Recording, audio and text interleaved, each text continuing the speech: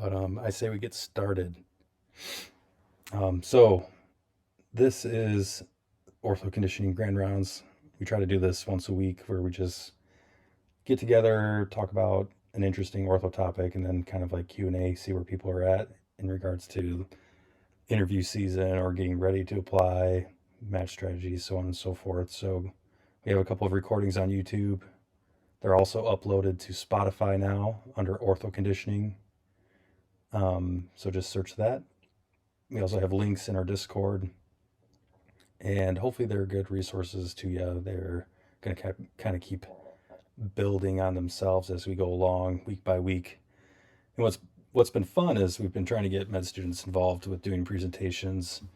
So once I get a little more time to do some planning, want to get back to that just so we can get more people involved. No, I'm going to have you help field the chat box just because I can't see everything at once. But going on to kind of our topic. So first off, my name is Drew Albert. I'm one of the ortho residents in Grand Rapids. Technically a chief ortho resident. It's a big deal. But chief ortho resident in our program just means fifth year. So all of the fifth years are chiefs, and we essentially make the schedule and do other admin type stuff. So always fun to chat about admin type things. But what's even more fun is the hand exam. And I remember being a rotating medical student in Grand Rapids, never having done an ortho rotation before. And one of the residents, his name was Bubba, he was like, okay, Drew, just go around on this person and let me know what their exam looks like or their hand exam looks like. And I was like, okay, great. Well, I don't know how to do a hand exam. And my goal is by the end of these few slides, you'll have the basic hand exam of essentially when I'm rounding on a ridiculous number of people now, I just do it really quick and you can get a good sense of, is this person's nerves and vessels working, and am I concerned or not? So this is what I wish I would have known. It's pretty simple. We're gonna stick to simple. Hand can get very complicated very quick, and it's humbling. So I just want to make sure that you could see that slide change, Noah, to hand exam. Yep. Perfect. So this slide, for those that can't see the presentation, it says essentially a written out hand exam of how I would put my upper extremity exam in my rounding note. And it says literally skin intact, SILT, which stands for sensation intact to light touch, for RAD, standing for radial, MED, median, and then ulnar, talking about nerves for radial, median, ulnar nerves. The third line says motor intact to AIN, PIN, and ulnar, talking about those nerves. AIN is anterior interosseous nerve, PIN posterior interosseous nerve, and ulnar nerve. And then the fourth line is radial artery 2 plus, cap refill less than 2 seconds. So when I first saw this as a med student, I was like, what the heck does this mean? And it's pretty straightforward, and we're going to walk through it. So the first thing you do is inspect the hand or limb or anything you're looking at. You're looking for anything obvious that stands out to you. Once you get a little more experience, you compare side to side, and you can actually pick up on a fair amount of abnormalities like atrophy of your web space, atrophy of your thenar muscles, and then obviously if you're looking at traumas, looking for anything that's open, broken, swollen, bruised, deformed. But you look at it really quick, see if there's anything abnormal or normal that stands out to you, and you kind of go from there. That's the first step. If everything looks normal, you kind of move on to the next. The next thing I do is go immediately to sensation. So let's see. You guys should be able to see this camera here, I think. And it was a little hard to demonstrate on these images, but when I'm examining someone in the hospital, I will doing a sensation exam, I will literally say or put my finger on their first dorsal web space and say, "Can you feel me touching you here?" And if they say yes, great. And if they say, "Oh, it's abnormal," then that you list that a little bit differently in your note. But why the first dorsal web space? Does anybody know?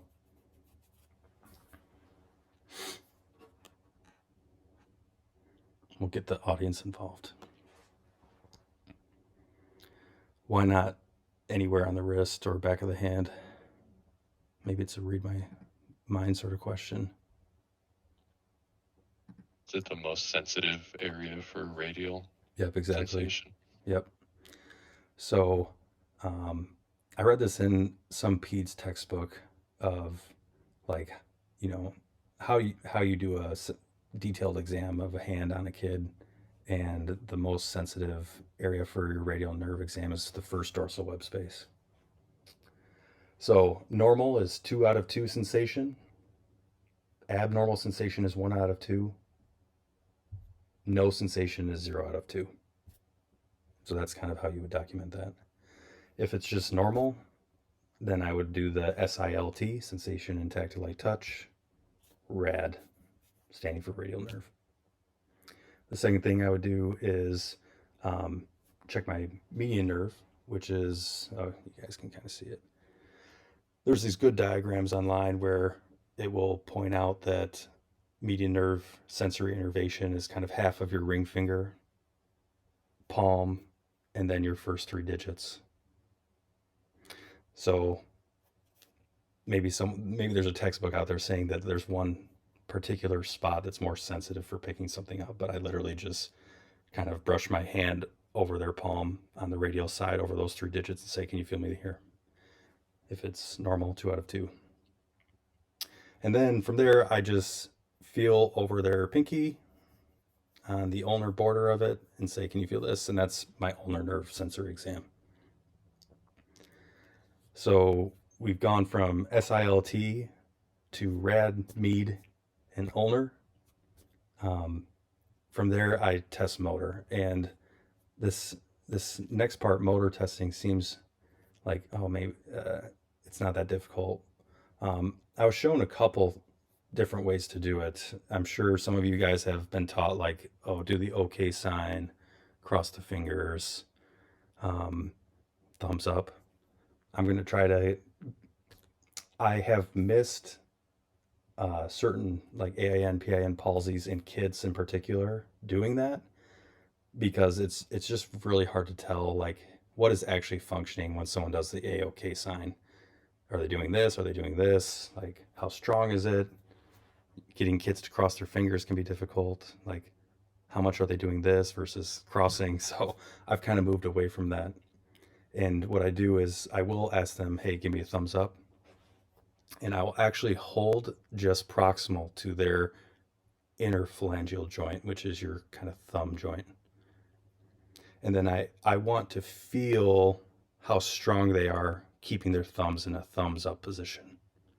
You want to, because people can kind of like jerk their digit, even if they have a palsy or an inability to fire the muscles to make that thumb go perfectly straight. That if you're just in a hurry, they can trick you into thinking that it moved when really it didn't, or maybe it twitched and is weak. And if you're just asking someone, "Hey, give me a thumbs up," you're not getting a sense of like, "Hey, how strong is this?" Thumbs up, and are they actually fully doing it? So I like to isolate that joint and say thumbs up, and I want to feel the resistance of them being able to hold that thumb up. And that's testing PIN. And technically, it's testing EPL. So some people in their notes will say EPL intact or EPL 2 out of 2 strength. From there, I literally just say, "Bend your thumb down." And I do the same thing. I want to isolate that digit in that joint, and I want to feel the strength in that thumb bending down. So with kids, it's not too difficult to say, "Hey, thumbs up," test their strength. "Oh, keep it up. Okay, bend your thumb down." Great. and that's AIN. And you're testing FPL technically. So we covered AIN, PAN, and now ulnar. So for the ulnar nerve, that's where people would usually say, oh, well, cut my finger like scissors. It's kind of hard to get kids to do that. I already said that. Or cross your fingers. You're testing technically your dorsal interossei by abducting your digits. And you're testing your adduction with your palmar interossei, which are intrinsic muscles of your hand. But what I found is easier and maybe even more sensitive. I don't know if there's specific research saying this, but if you literally just have someone, oh, I'm not moving my slides. Let me catch up on my slides. So if you're uh, using your pinky or your small finger, technically, if you're a hand surgeon, you'd say small finger. If you're an ortho resident, you would say small finger, not pinky. You would have them just say, bend your small finger. They would probably know what pinky meant better. And then you want to feel the hook strength of your small finger. And that gives you a good sense of your ulnar nerve strength and its muscle innervation. Technically, FDP on the ulnar, most ulnar flexor digitorum profundus. So that covers motor exam, and that's, let's see, documentation wise, going back to that, motor intact to AIN. So that would be FPL or thumb IP flexion, PIN, straighten it, give me a thumbs up. Ulnar strength with essentially small finger hook or bending the small finger. And then from there, you're doing your radial artery pulse. And if there's any like doubt in your mind of like, hey, is this pulse intact? What should I do? Well, a good double check is cap refill. And normal, we would usually say, is less than 2 seconds. And what that means, if you're not familiar with that, is if you just look on your own finger, you can push on it and you can see your skin change right when you take that pressure off. It'll be white or blanched, and then it will turn pink again. And the amount of time it goes from kind of white back to pink is how many seconds you count for your capillary refill.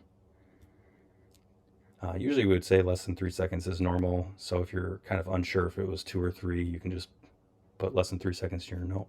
But that's also helpful for like digit exam because you're not necessarily feeling your digital arteries. You can't necessarily feel a pulse.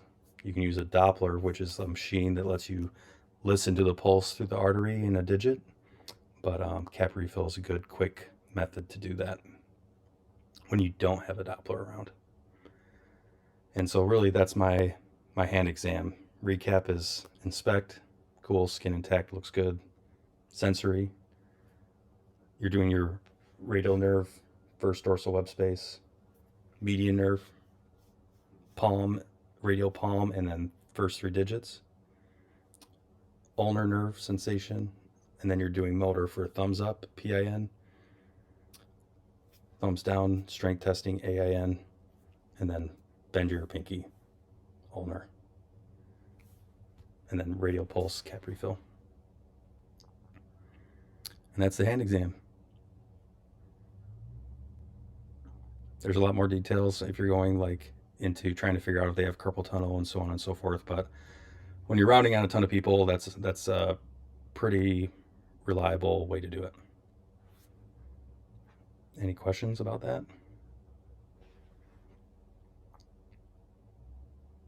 So if somebody comes in with like a bad hand laceration, how different does your exam look? Lacerations can be pretty difficult, but I always start kind of doing the same thing. And when you guys start out as a resident and even med student, you want to kind of get in your mind of how to systematize everything for yourself. And the reason I say that is because if you don't have a system, you will forget to do it when you're stressed and there's a crap ton of stuff going on. So usually, I just do everything like I normally would. I follow that trajectory and then I go back and do more detailed things. So with hand lacs in particular, um, or lacerations in general, I've learned that, and it might seem obvious, if there's a cut in an area, you have to think, okay, what are all possibilities of injury deep to the skin in that particular area? What could be injured? And it seems obvious, but when you're 20 hours in and super tired, uh, and you're just starting to take call, it might not be as obvious because you're like, oh well, it doesn't seem like anything's injured. But the reason I say that is once you start thinking about, okay, I'm going to literally list my differential of what potential things could be injured in that particular area, you can start thinking of, okay, how do I test for those things? So uh, you can kind of group uh, what you're looking for into like kind of broad categories of, okay, is it getting blood flow? So you're thinking vessels. Does it still have its motion ability intact? So you're thinking ligaments, tendons. What other soft tissue structures, ligaments, tendons, um, uh, what am I going for? Like skin type things are involved. Um, and what I mean by that is you can kind of have intact skin, but um, you can have larger zones of injury, meaning uh, there can be hidden areas of injury nearby that if you're not thinking about what could possibly be injured, then you might miss something. So you're thinking skin, vessels, ligaments, tendons, and then you're like, okay, well, are the nerves working? Then nerves, and then okay, what else? What else could be injured? Well, bones. Um, so if I had a laceration to a palm, I'd immediately want to examine um, for after I do my kind of like overall hand exam, go back and do a detailed each digit look into, okay, first off, do they have sensation? And if they don't have sensation on checking one or the radial and ulnar side of their digit, or one or the other is off, you have to think, okay, if the nerve is injured on the radial side of my long finger or middle finger, then I have to assume that the artery is probably injured. So the first thing when you kind of put a knife into your finger or palm, the first thing you're going to hit is the nerve. And then if you usually hit the nerve, the vessels running very close to it are the proper digital artery veins. Um, and then from there, you want to do so you've done a nerve testing with light touch, and then ideally you have a Doppler. If you don't, you can look at cap refill of the digit. Is it perfused? What color is it? If it's purple, then it might be because the artery is intact, but the veins are not, where the outflow from the digit back to the central body is not working. Um, and then, so we covered nerve, vessel, and then from there, like tendon, ligament. So, is there any like hidden instability of that digit? So sometimes you can get joint subluxation of like your wrist or part of your finger or MCP joint or metacarpal phalangeal joint where it doesn't look like anything's wrong, but then you go to stress it and it literally like feels like it's coming apart.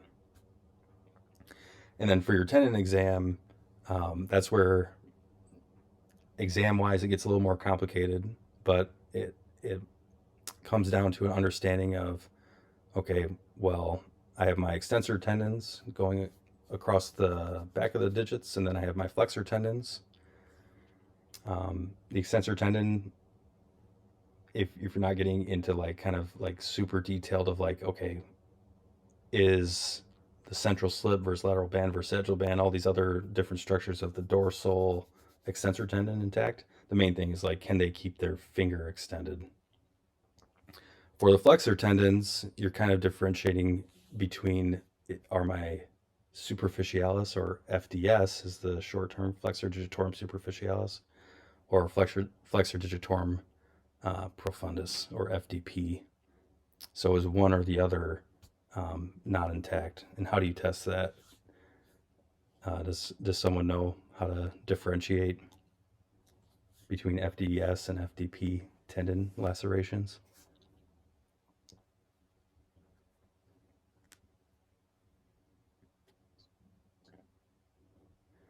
There's one unique thing about the FDP uh, muscle bellies and tendons, is that they are kind of all attached together. So they have a common muscle belly. And what does that mean? That means that if I flex one of my fingers, or actually uh, if I leave, I'm going to try to show it on camera here. If I leave all of my fingers long, except one, like this, then that muscle belly is maintaining its length, and I'm isolating FDS. Sure. I don't know if it's just me, but I can't see what you're doing on the camera. Can you guys see? Oh, maybe not. Let's see. Yeah, I could see on my end. Okay, maybe it's just my. Okay, I don't know what's going on.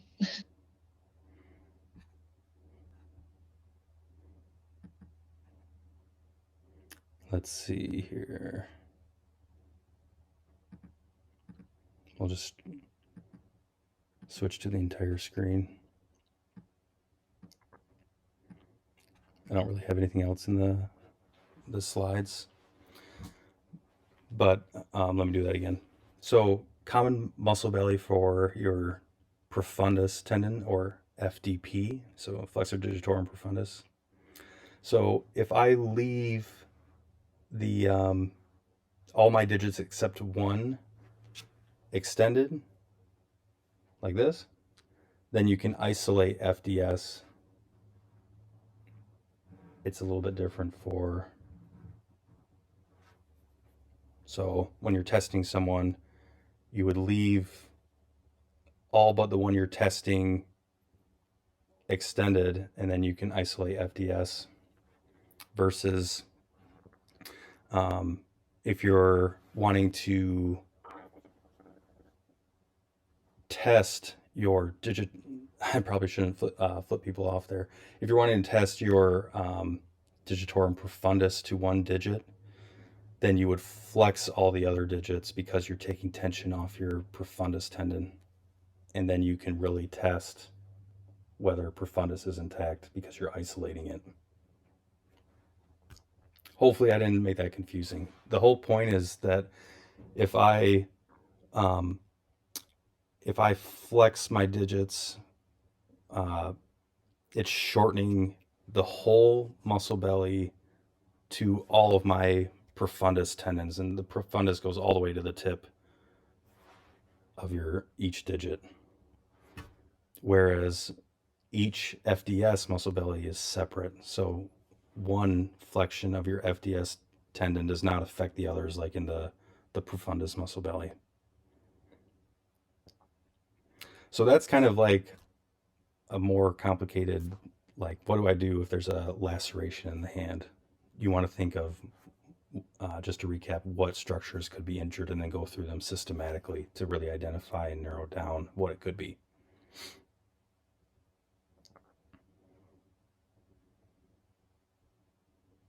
It's a little awkward trying to put your hand in front of the webcam on a computer screen when you're not used to it. Any other questions? Or did any questions about that explanation? That can get kind of confusing.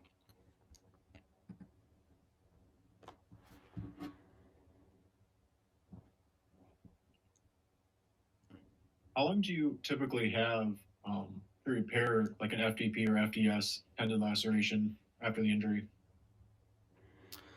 That's a good question. I think different hand surgeons will tell you different, but um, with extensor tendons, with lacerations, they tend to not retract as far as on your palm side or FDP, FDS tendons.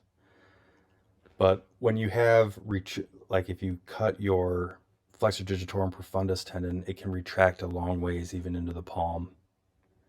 And what that does, it can strip the blood supply of that tendon because it just moves so far. So ideally, you get to it sooner rather than later. Um, with the extensor tendons, a lot of the time you want to try to just treat them non-operatively if you can, depending on where the injury is. So they don't retract as far. So that's a big difference between kind of the volar tendons versus the dorsal tendons.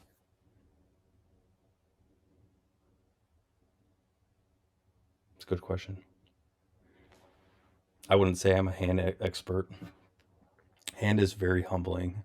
I'd say the most intelligent and talented ortho residents go into hand.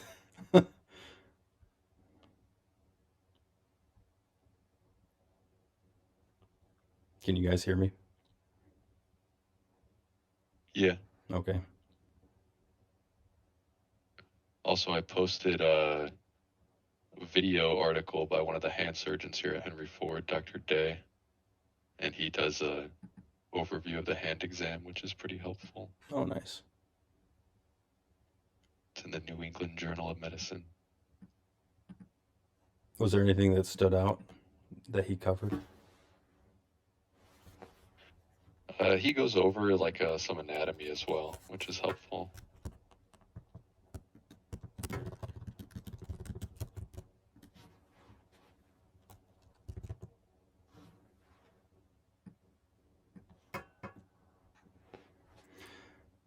No, do you mind? There you go.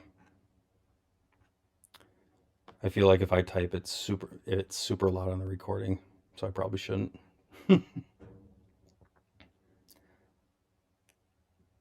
Well, that's kind of like basic hand.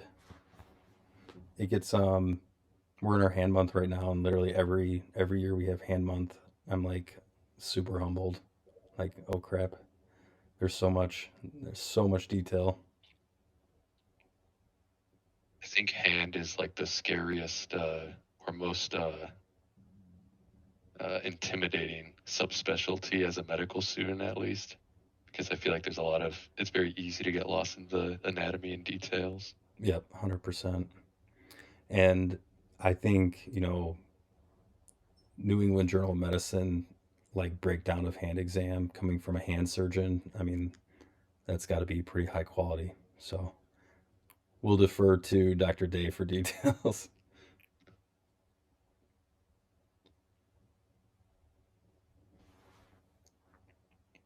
Well, let's switch the topic to just like going into Q&A. I know at least Noah is going through interviews. Is there anyone else running through a ton of interviews?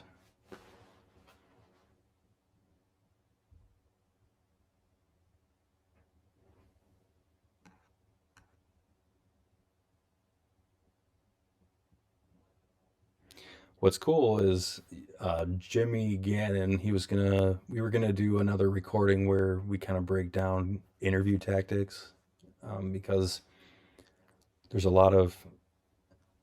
Hopefully, you have time to get in the rhythm, but you have to treat every single one like this is a precious gift, and you don't want to screw it up, and then you end up thinking, "Oh crap, I should have said this. Oh crap, I should have said that."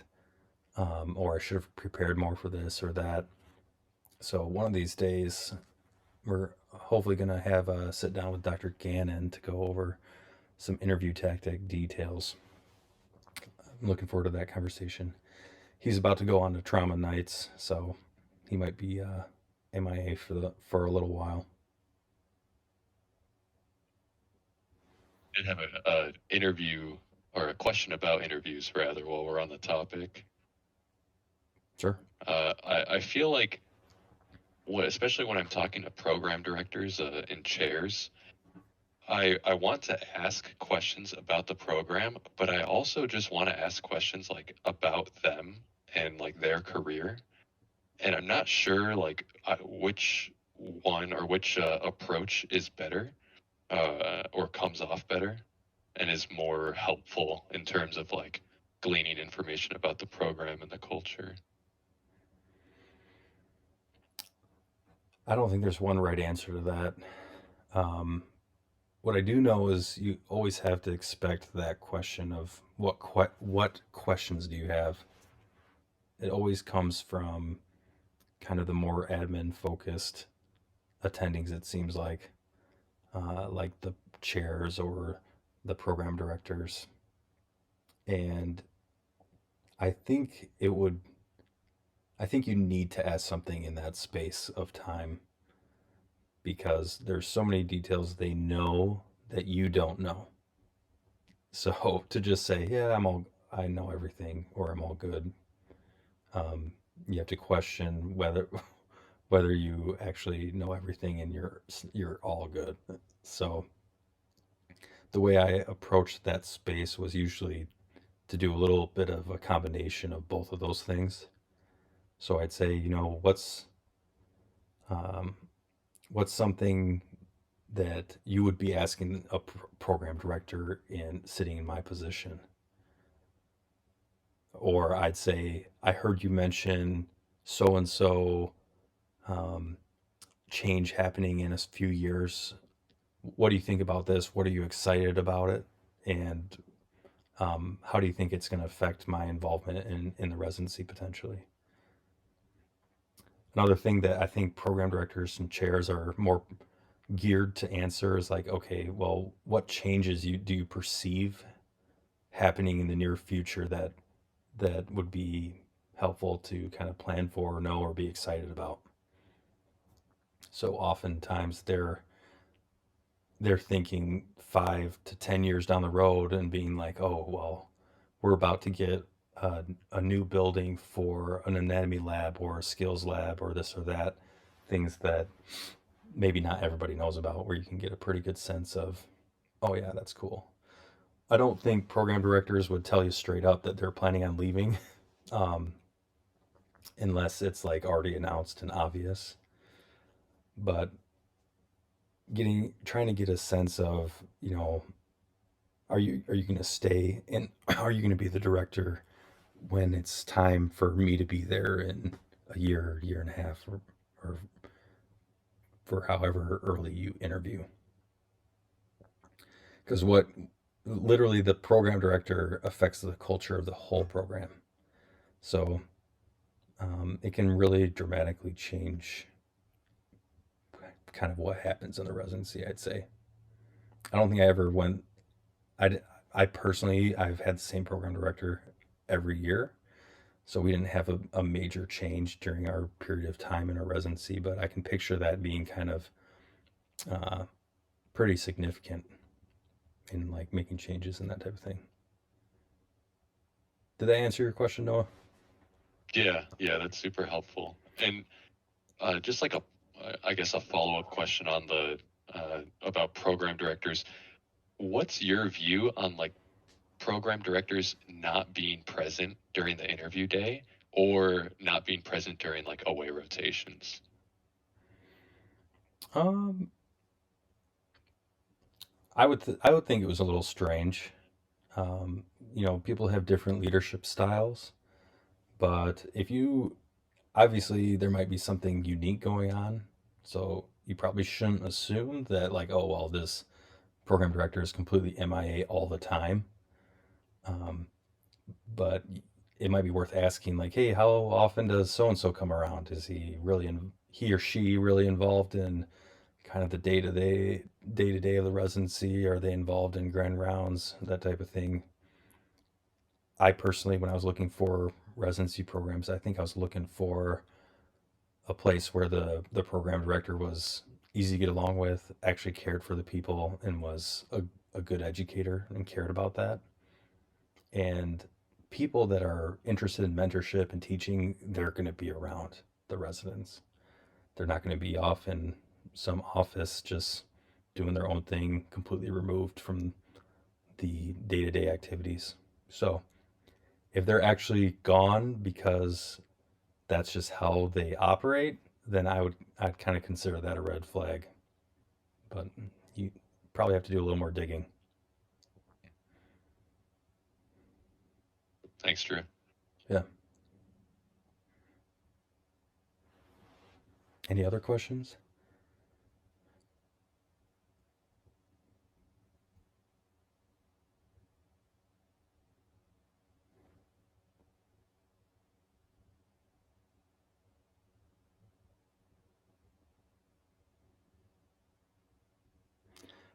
I probably should mention this whole platform was meant to be super chill. Like I don't want anyone to feel like, "Oh, I can't ask a question because so and so is going to be involved in interviewing and I don't want them to think I'm dumb." I didn't really have anyone I didn't have any family in orthopedics. I didn't have any friends in orthopedics. I knew no one in orthopedics. So I couldn't really ask questions. So this this server is meant to be a place where people can come and just be like, "Hey, what do you think about this or that?" And then hopefully med students and whoever else is around can chime in and help you out. I really liked how um, monofilament said it, that you can ask more junior questions without the seniors thinking that you're dumb. I have a question. Sure. I think it can be pretty standard for people to reach out to their home institution and go to their PD there, introduce themselves, and talk to them. What about surrounding hospitals? Is that standard? Does that come off inappropriate or weird, I guess? As far as contacting the PDs for nearby hospitals, Yeah, I'm wanting to talk to them about the program, even though you're not a student there rotating there. I personally, I don't see, I'm not a program director, so take that with a grain of salt. But if I was in a position of leadership in that scenario and I had a med student reaching out to me and wanting to connect and discuss the program because they were genuinely interested, I would be happy to answer any questions they have because I know that they're taking time out of their busy schedule to be interested in something that I really care about. So anyone that any program director that's going to be annoyed that you're reaching out to try to connect with them and build a relationship, I think that might be a red flag too, if they're annoyed by that.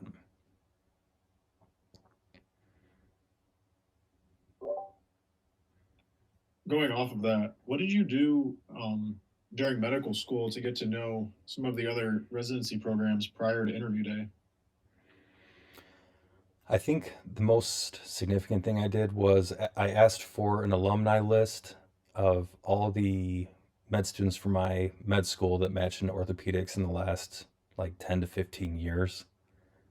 And I emailed every single one of them with a list, just a pile of questions of like introducing myself and being just like, "Hey, I'm going to orthopedics.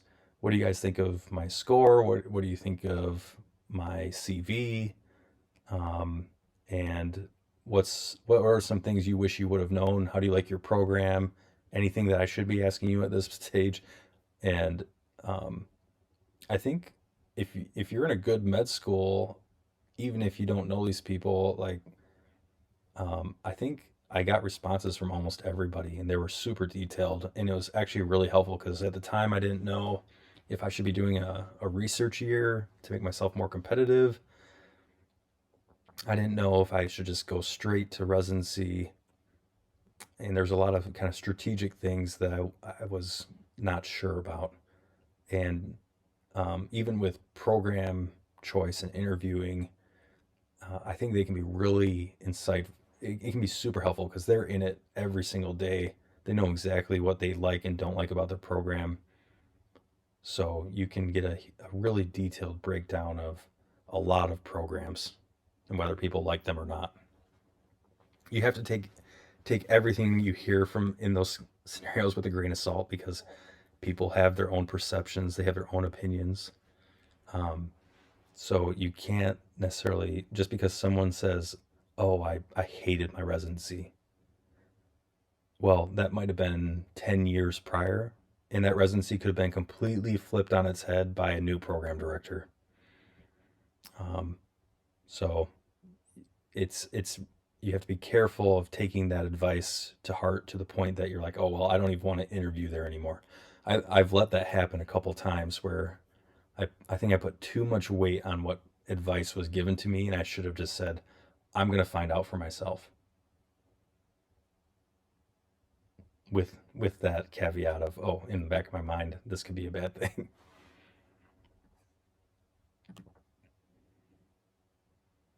I have a question and kind of a comment to go off of that. I know you've told me before, and like all of us, how you've emailed a lot of CHM people that have matched in certain places. One other resource I've used is on Doximity. If there's a particular residency program I've been interested in, you can look them up and look at their alumni map. And I look in Grand Rapids or in Michigan and say, is there an alumni from their program around me that I could just easily reach out to? That at least has been helpful in me of just getting like, okay, at least one person like lives within 30 minutes of me. I can get their opinion of did they like the program? What do they have to say about it? I think that's a Then really. my question. Oh, I was just going to say, I think that's a really good point. I didn't even know Doximity had that. And the other thing, too, is even more so now than when I went through, you have to do so much research ahead of time because you only have 30 essentially choices of where you want to interview with the signaling. It might be a different number in the future coming years, but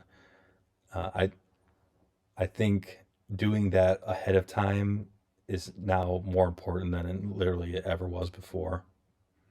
So sorry, keep going. What was your question, Mitch? no. My question kind of. I know I was just rewatching one of the lectures from 2 weeks ago about thinking about like applying for ortho residencies. And in the next like month or so, I have to think about ways.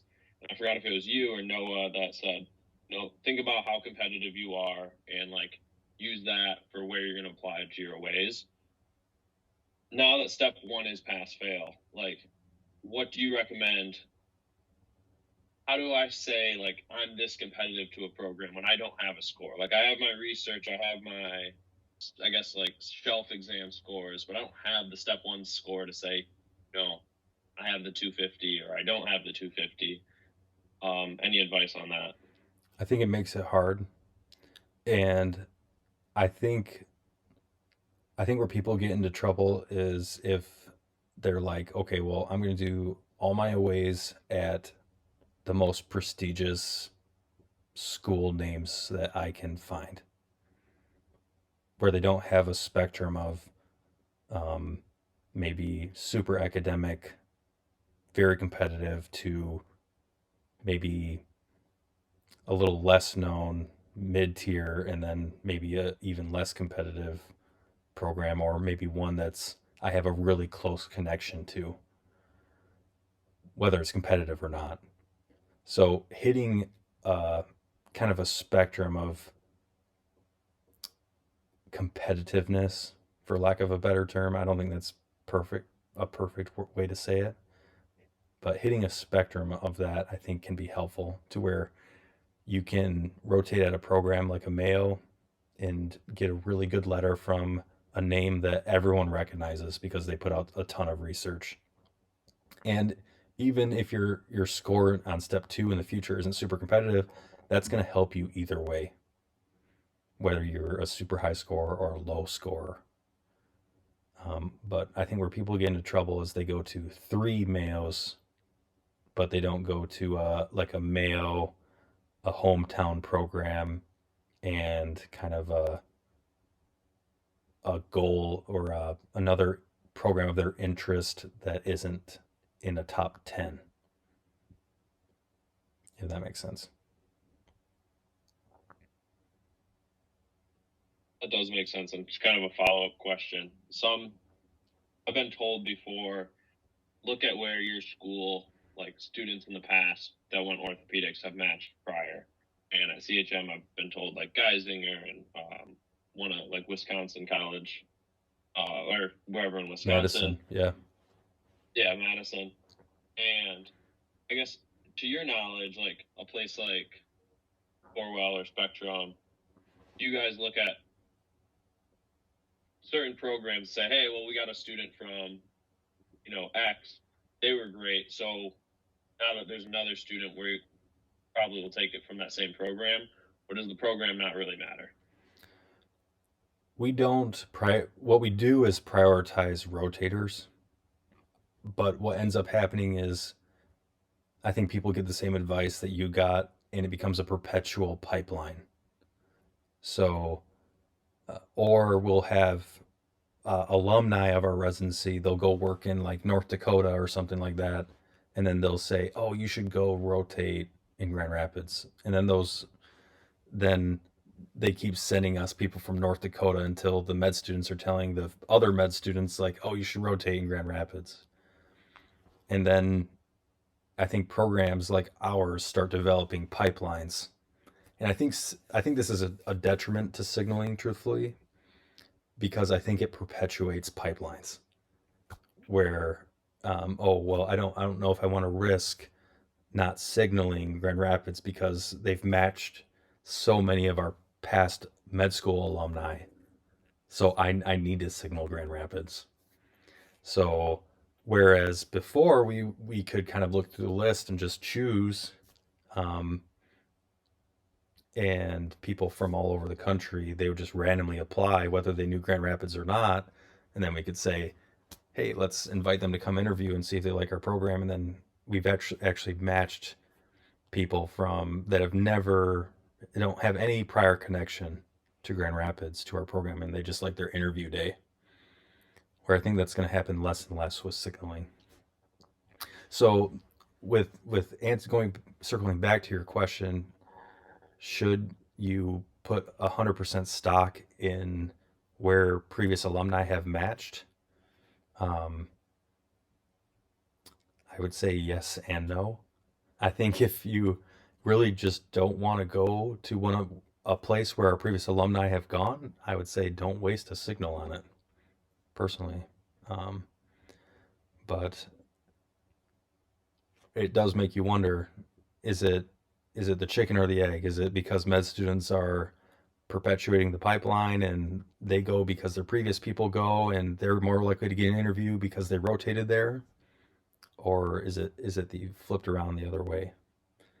So I'm not sure. I'm not sure if it's one way or another, but I know that usually rotators will get priority from programs if they do an amazing job.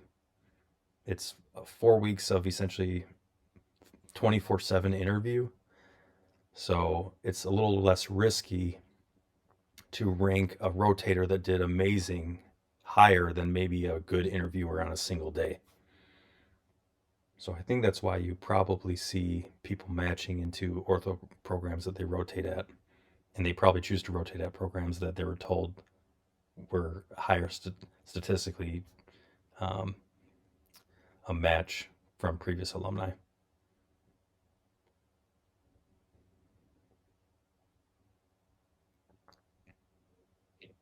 I just wanted to say it's such a weird thought to think that some of these programs are ranking like non-rotators a lot higher than rotators that just busted their butt the entire month. So I just, it's more of like a rhetorical, but like, what has to happen like in an interview to propel them up there? You know what I mean? Unfortunately, I think a lot of it is recency bias. So if you rotated someplace in your third year and someone who just interviewed with that program like a few months prior, and then the whole team goes to make the rank list, they're more likely to remember the person that that had the most recent exposure. I would say even between a day one of interview and day two of interview, which is unfortunate. I think it ends up working itself out depending on the system that these residencies have for ranking applicants. Um, but recency bias is a real problem where people just keep saying, "Oh, well, that person did better because they're more recent in their mind than the previous person." Um, Different programs have way different ways to rank students. Sometimes it's the program director decides everything on the rank list. In Grand Rapids, we do a combination of chief class, years 1 through 4, and then each attending, and then Roberts, and then all those kind of rank lists that are made get compiled. So, given that component of what you were just mentioning, Drew, should there be some strategy in how we order our away rotations? Um, I think my strategy would be start at a place where you think they'll be more forgiving, because you will be more kind of teed up to answer questions and be helpful at your fourth away rotation compared to your first. So I ended up doing Grand Rapids as my first because I considered it my home program, and I told the residents that I'm like, hey, I'm here to learn. I just want to do the best I possibly can, um, to be prepared for my future rotations. And I feel like this is my home program because I didn't have ortho residency to work with, where I was stationed in Lansing, and they're like, okay, yeah, we're gonna just we don't expect you to know a ton. You have obviously haven't rotated with ortho team before, so I think good residents recognize that and they say, well, it'll reflect on me as an educator. How far can I take that med student from to get from point A to B, so that for one, I can see how they respond to instruction, how fast they learn, um, are they accepting of criticism, so on and so forth. But they kind of take you under their wing when they feel like, oh yeah, you're a part of us. You're like an MSU. This is your home program, so to speak.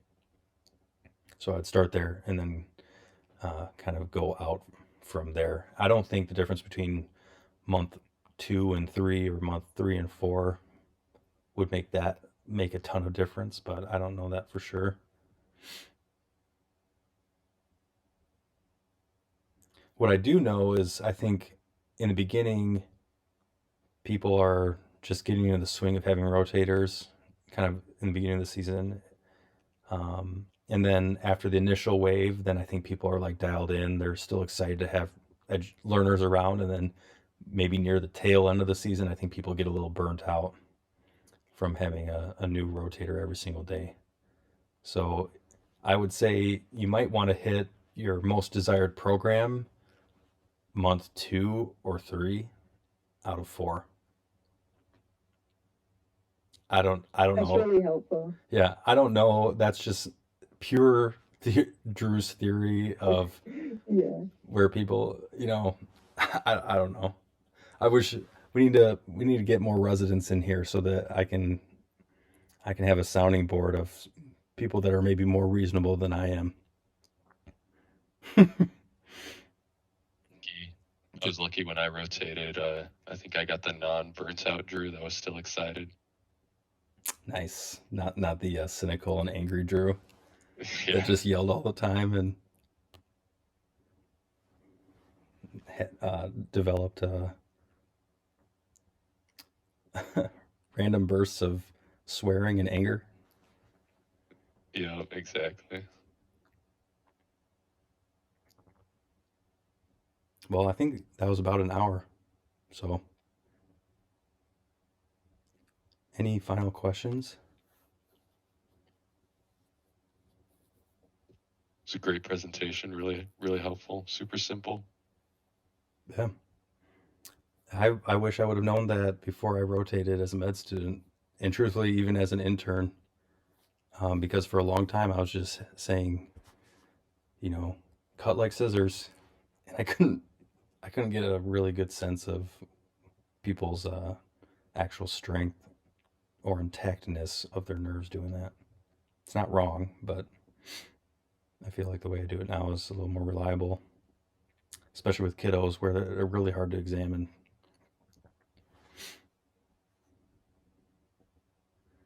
Well, cool. Thanks, guys. Thanks, Drew. We had a lot of people join. So for new people, just if you're listening to this, as a reminder, just go to the Start Here channel, and it kind of has a whole breakdown of a link to the podcast on Spotify, a link to the YouTube channel, and then kind of a breakdown of the website and some other things. So that's my plug for that. Good seeing you guys. Hopefully you have a good week. Christmas is coming.